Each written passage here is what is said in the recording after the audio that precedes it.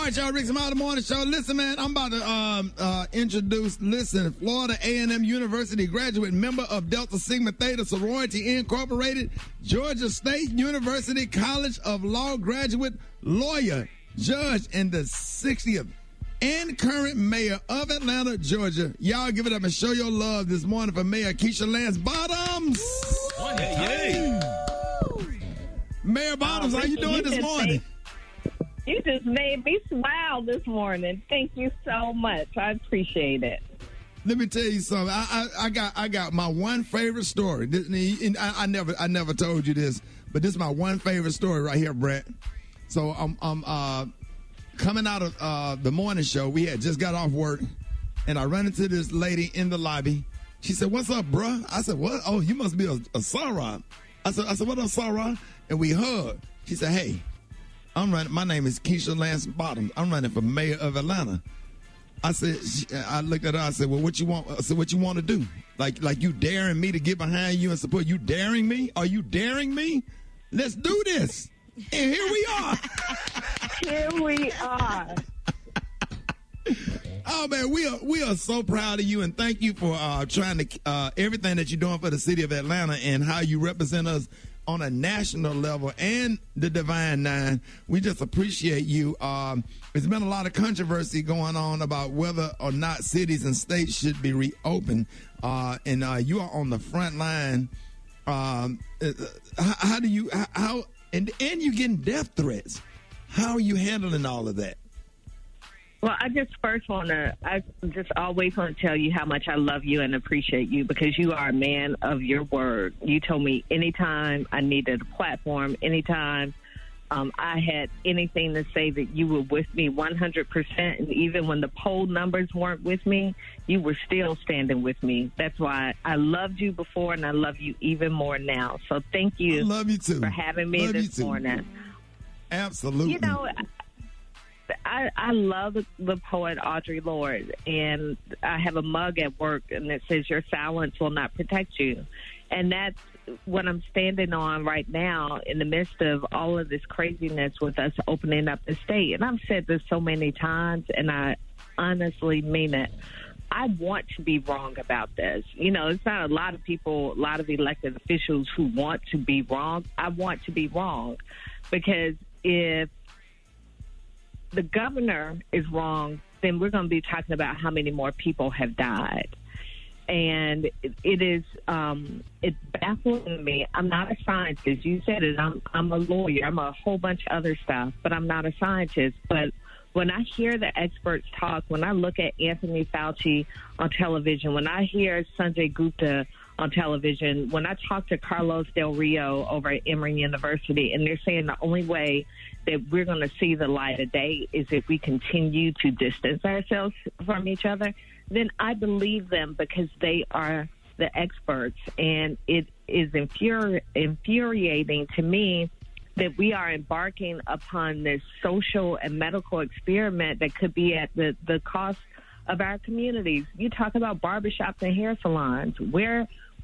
What community has barbershops and hair salons on every corner? The African-American community. And I'm not saying, I want to be clear, I'm not saying that that's the governor's intention, because I don't think it's his intention. But I do think when you aren't being thoughtful about what you're doing and the impact that it's going to have on communities across our state, then I think the byproduct of this can be that more people will get sick and more people will die, and impacted more than any other people will be African Americans in the state. And I just had this conversation last night with my brother Randall Woodfin, Mayor of Birmingham, Alabama.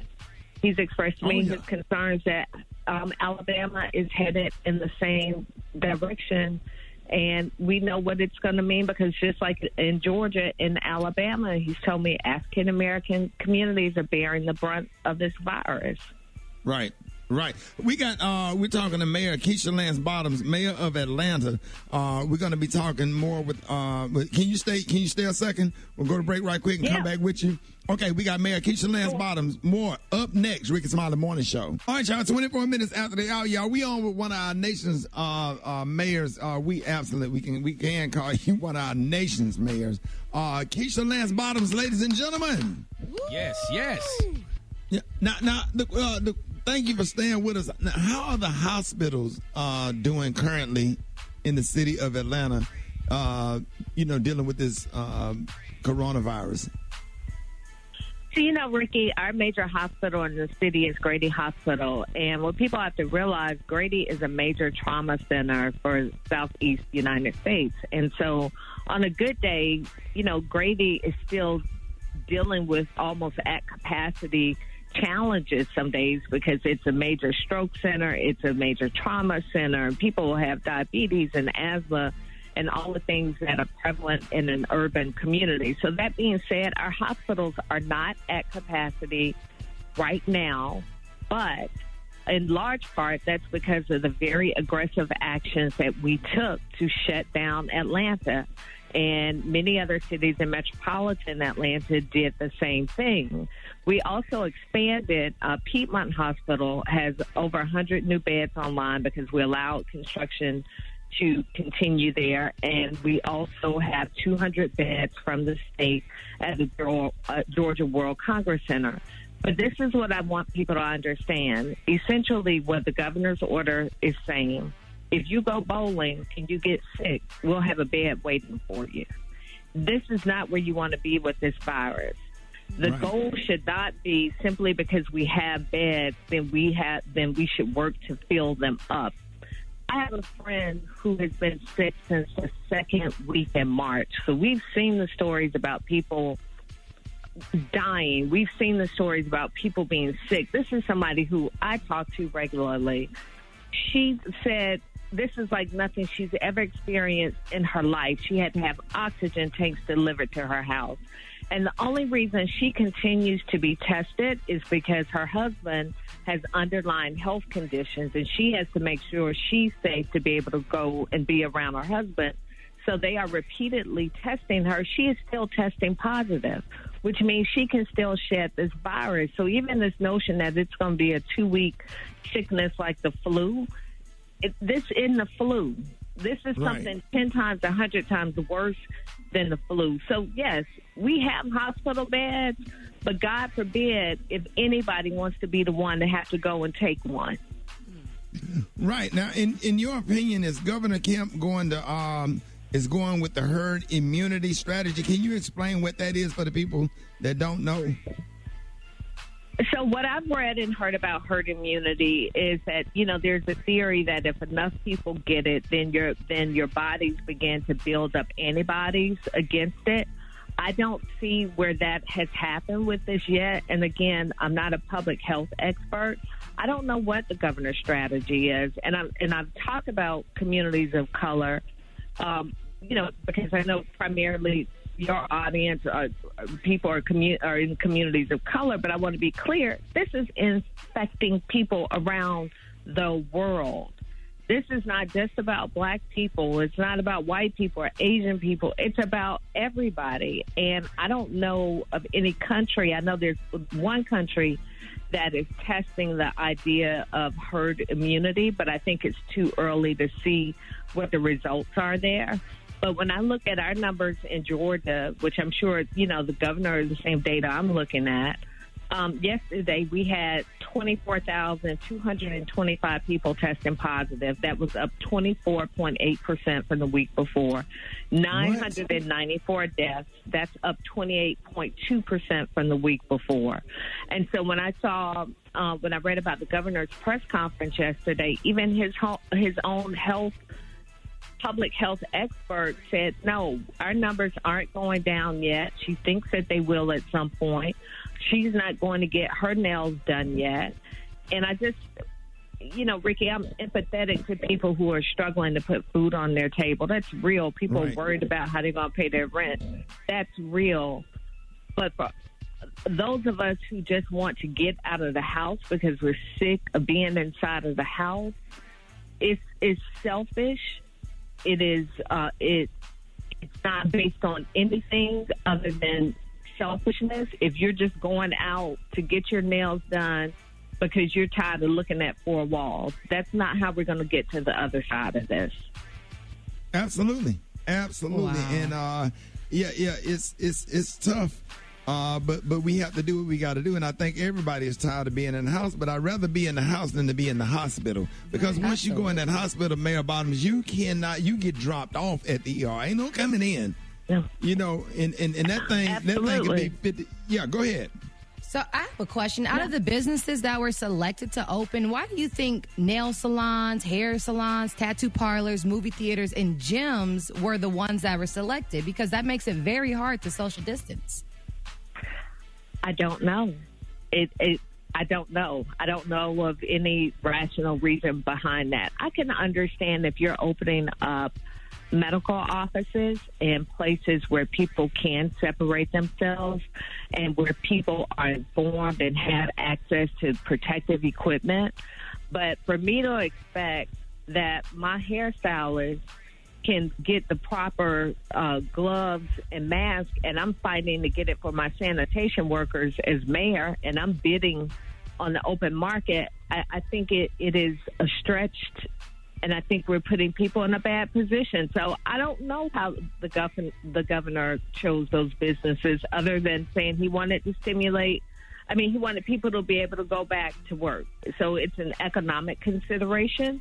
But I think, again, we're trying to balance this against people's lives, and that's why I'm continuing to use my voice. And I don't know if you all have seen this great post from Bobby Huntley. I saw it on social media yesterday. It's a little mini short film telling people to stay at home. It's hilarious, but it's so serious. It just really highlights the risk that we're going to all put ourselves in if we get back out to business as usual right now. Right. Mayor Bottoms, have you, and I know you're getting tired of people asking you this question. I'm going to go ahead and ask it. Have anybody been, because I said on the radio one day, I think that you should be in consideration for the VP spot on Joe Biden's, on that ticket with Joe Biden. I think you're qualified. I think anybody that can run a big city like Atlanta and do the things that you have done, I think that would be huge. I think that you would be a great vice president of the United States. Well, Rickey, as my mother says, thank you for the rumor. I appreciate that. It is, it's honored to have my name mentioned. I don't know of an elected official who wouldn't be honored to have your name mentioned as being considered, but I've said repeatedly, I want Joe Biden to put on that ticket the person who's going to help him win. And whomever that person is the one he needs to go with. But, somebody asked me during an interview, did I think I was qualified? I said, after going through this pandemic, I think I'm qualified to do anything except homeschool my 4 kids. Okay. Right. And you got a senior. You got a senior that's getting ready to graduate. So you dealing with one of your babies has asthma, and you have to take. I'm sure you have to take extra precautions with that. So you're dealing with a lot and running the city of Atlanta. So I'm definitely going to be talking you up for that VP spots. We got to always look out for the home. We got to look out for the Saras. Put you on that VP ticket. So I'm sure somebody called you and said, Rickey Smiley hyping you up for Joe Biden to put you on that ticket. I did hear that. So I just, Rickey, people got to get out and vote. I mean, elections matter. And when you look at where we are as a country, this is the byproduct of 2016. And not saying that anybody caused this pandemic or could have stopped it, but certainly our response and our leader globally, being able to lead globally, I think we could be in a very different position than we are right now in the United States and across the world. Hey, I'm so excited that you came on. And you know you can always come on anytime, and I'm going to be hyping you up. And I'm finna call Simone and everybody else. Make sure that you are in consideration for that VP spot. Yes. Ladies and gentlemen, everybody in Tallahassee that's listening to us right now, here's your FAMU graduate, Delta Sigma Theta Sorority Incorporated, Georgia State University College of Law graduate, lawyer, judge, mother, wife, Many hats. Sarah, Yes. everybody. Y'all give it up and show your love for one of the nation's top mayors who we love, Mayor Keisha Lance Bottoms, ladies and gentlemen. Yes, sir. Yeah.